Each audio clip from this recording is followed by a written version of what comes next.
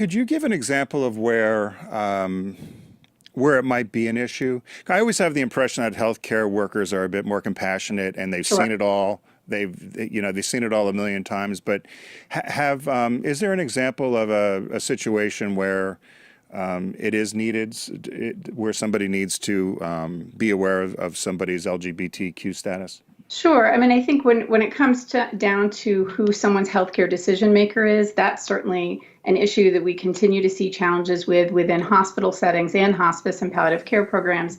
That if I as a lesbian, if I am in a hospice program, unless someone asks me questions and really tries to get a sense of who my family of choice is, they may not really have a full picture of who I am and who I want to have making decisions for myself.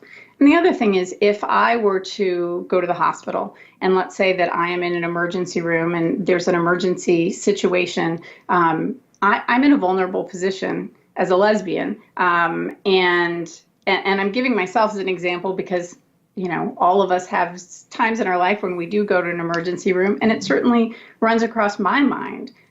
Do I tell this person, this healthcare provider, that I'd like them to call my partner, I'd like them to call my wife? And those are minor situations.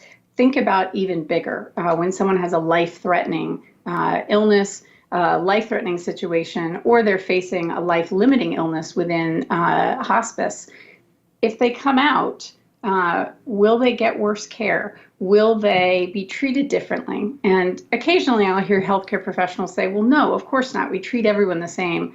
But it's important to remember the historic context and history, not just back in the past, but history as in right now, that in more than 25 states in the United States, it's still legal to fire someone just for being gay.